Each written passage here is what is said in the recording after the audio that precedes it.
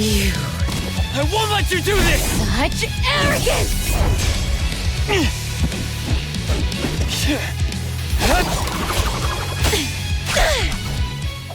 Anime GTA is finally here, and Neverness to Everness, NTE, is a new anime-styled open-world gacha game from Hoda Studio, and the big question is, can it actually stand its ground against competitors like Genshin Impact and Wuthering Waves? As an RPG fan first and a casual gacha player second, meaning I don't really have plans to wail on every single banner, I'm just gonna get the characters that look cool to me, I've spent my last week losing myself in the city of Hetero to see if there's a real game here, or if this is just another gacha time sink like Genshin Impact turned into for me. Today I'll be breaking down the things that actually matter to me as an RPG player, from how immersive this world feels, the character bonding, and how actually fair the gacha is for someone who doesn't want to wail on every single banner. I love making YouTube videos and I need your help, please. The best way to actually support my channel is to like and subscribe if you feel like I earned it. If you feel like I haven't, leave a comment, tell me what you didn't like. I read everything, which I probably shouldn't, but I do. But back to the review. So I'm going to be breaking down this review into like 5 pillars, or like 5 sections. World setting and story, immersion, characters and bonding, gameplay and combat, and of course, the gacha. NTE takes place in a modern-day supernatural city known as Hetero. You take the role of an appraiser with amnesia, Rune Factory vibes, at the Bureau of Anomaly Control, which essentially is like the FBI. So you're just a supernatural FBI agent tasked with handling anomalies. So anomalies can be strange world-warping events that can happen anywhere. Anomalies can even be creatures like Tagato, who's essentially the mascot of Avon, and he's really cool. As an RPG fan, the setting is a total breath of fresh air. It's like Persona and Genshin Impact had a forbidden love child, and poof, there's NTE. I definitely enjoyed the investigative feel of the missions and the spooky feel on some of them. There's a lot of slice of life questing, and while I don't mind it, I think the game needs a bit more of a serious edge in between. That way we can keep the dynamic balanced. My one big gripe, the side quests aren't fully voice acted, and that can really break immersion for me. I'd love to see an option to download additional voiceover for side content so that the file size is up to the player. That way if you're playing on your phone or if you just don't care about the questing, you don't have to download it. But that would make the world feel so much more alive. How immersive is this game? Well, with the city tycoon system, there's actually tons to do on the daily side of things. You just have to watch your city energy, because once that hits 0, you'll stop earning fawns. So fawns are this city's main source of currency. You need them to buy cars, property, outfits, furnitures, or even gifts for your companions. The tycoon system gives you so many ways to earn fawns, from running your cafe business to hobbies, which is honestly the bread and butter of this game. We're talking city deliveries, racing, owner selection, where you essentially serve your own customers. Then you have swift travel, it's essentially taxi gameplay. And even the Pink Pause heist, which is basically an Ocean 11s or GTA style bank robbery. Now if you want to slow things down a bit, you can go fishing, you can play Little Sparrow, which is like this game's version of Mahjong. You can even try their take on Tetris, which is like Tetramones or something. But if you want to pick up the pace a bit and you want to play a rhythm game, there's Super Sound. It's essentially like Rock Band where you're the drummer. But we can't talk about an urban anime open world without talking about cars. So in Hetero, vehicles play a massive role, whether you're using them for transportation, racing, or even taxi missions. So as of the day this review comes out, there's only 3 main dealerships. There's Novus for your daily drivers, Terra X for your off-road vehicles, and Regalia for those of you who like high-end luxury cars. But that's only scratching the surface, because once you buy a car, you have to head over to Rampage and then you can start modifying it. The customization can be extensive depending on the vehicle, allowing you to really tweak your car to fit your personality. So finally, let's talk property. As someone who enjoys RPGs, housing is incredibly important to me. That's what made Skyrim so good for me. It's what gives you a place to belong, a place to feel good and relax after a hard day's work. So NTE gives you plenty of properties to purchase and customize, and placing furniture is a breeze thanks to the tools they give you, which allows you to freely rotate items and move them wherever you want.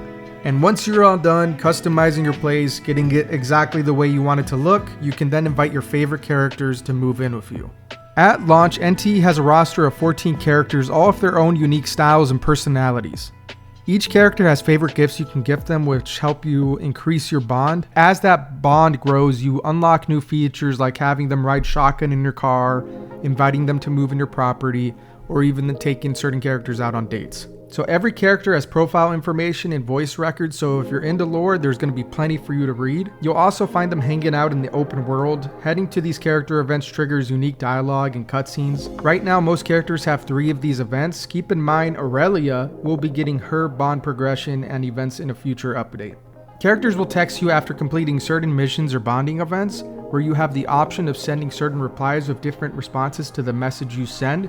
My only gripe with this is that texting is way too fast and could be overwhelming for a dinosaur like me, honestly. Now let's get into the meat and potatoes of the game.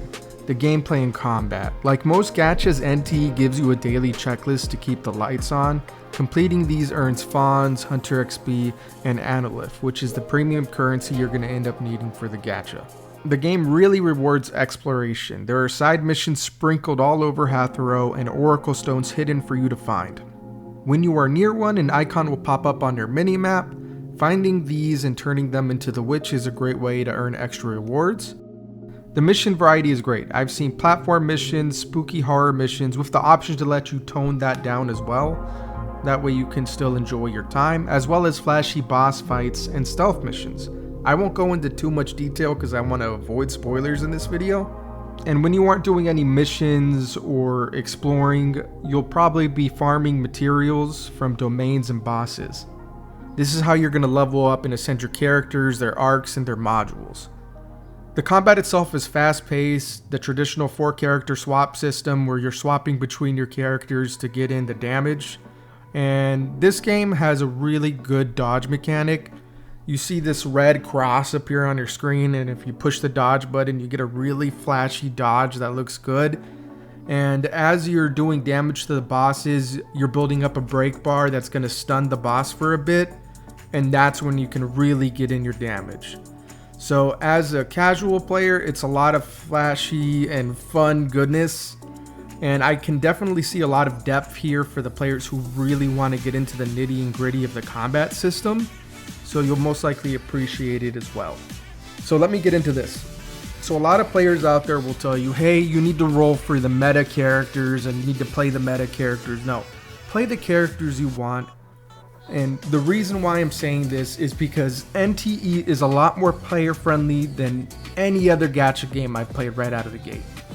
So when you start up the game and you pull up the standard banner, you'll be able to choose a character that's S-class that you want after 50 pulls. That's honestly a huge win for getting your team started. But the real win for us casual and free-to-play players is the limited gacha. Unlike other games, there's no 50-50.